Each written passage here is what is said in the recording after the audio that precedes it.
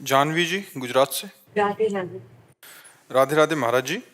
महाराज जी, भक्ति रस में आगे बढ़ने के लिए जो आचरण अनिवार्य होते हैं वे जानते हुए फॉलो करने में उसमें डिस्ट्रैक्शन क्यों आ जाता है, मतलब इधर उधर ध्यान भटकता है? भजन की कमी।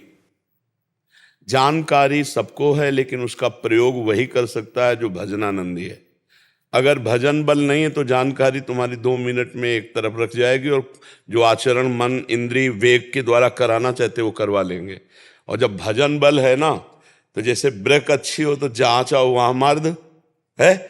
अब ब्रेक ही नहीं तो फिर एक्सीडेंट तो हो ही जाएगा। नाम बल, भजन बल, वारी मथे घृत होए बरु, शिकताते बरु तेल, बिनु हरि भजन न भव तरिय, यह सिद्धांत अपेल। जिनको राम कहना नहीं आता था वो मरा मरा कह करके इंद्रिय विजेता ब्रह्म ऋषि हो गए और भगवान के लीला चरित्र का संस्कृत से गान किया। मरा मरा और संस्कृत से गान किया।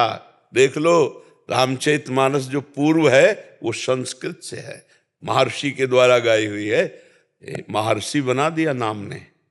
अगर हम नाम जापक हों और अधिक से अधिक नाम जप करें तो जो हमें जानकारी है हम उसका प्रयोग कर सकते हैं। नहीं, जानकारी तो प्रभु 6-6, 8-8 घंटा प्रवचन की है, लेकिन 6 सेकंड भी अपने पर शासन नहीं है। समझ ला, 6 सेकंड भी मन को एक स्थान पर रोकना कठिन है। 6 सेकंड, इतना अंतर है अध्यात्म और अध्यात्म की चर्चा। अध्यात्म में स्थित होना तो विनिवृत्त कामा, अध्यात्म नित्या तो विनिवृत्त। अध्यात्म का स्वरूप क्या है? कामनाओं का नाश हो जाना, कामनाओं का त्याग हो जाना। आज हम अध्यात्म की चर्चा कामनाओं की पूर्ति के लिए करते हैं। अर्थ पूर्ति, प्रणाम नमस्कार की पूर्ति, वाह वाह की पूर्ति, ये सब ये अध्यात्म नहीं है।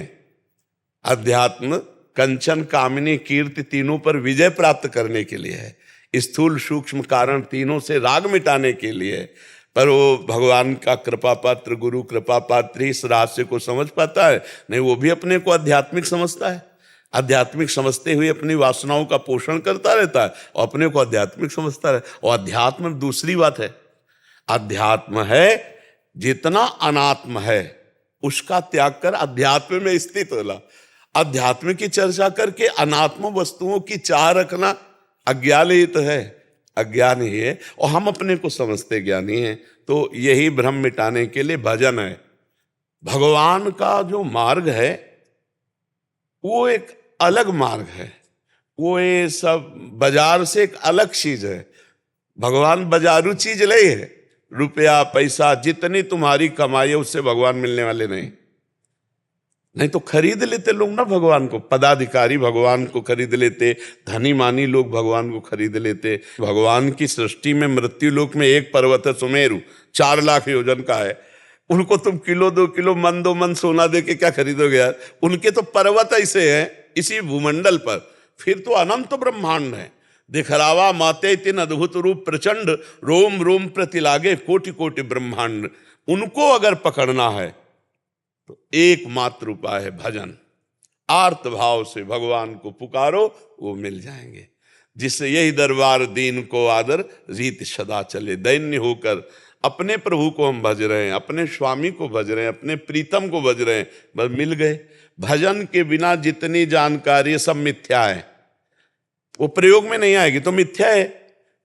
बंदूक है और गोली न चले तो बेकार है, मतलब टांगे घूमे रहो बेमतलब। ज्ञान है लेकिन जब काम क्रोध आक्रमण किए तब फायरिंग तो तुम्हारी हुई नहीं ज्ञान की, तो फायदा क्या हुआ तुम्हारा? वो बंदूक का टांगे हो ज्ञान की केवल। तो हमारे अंदर जो जानकारी है उसका प्रयोग तभी होगा जब हम अच्छे से भजन करेंगे, पवित्र आचरण करेंगे, पवित्र भोजन करेंगे, पवित्र व्यवहार करेंगे। तो परम पवित्र उत्तम श्लोक भगवान की कृपा से माया पर विजय प्राप्त कर लेंगे। मामेव ये प्रपद्यन्ते माया में ताम तरन्ते। समझ में आया?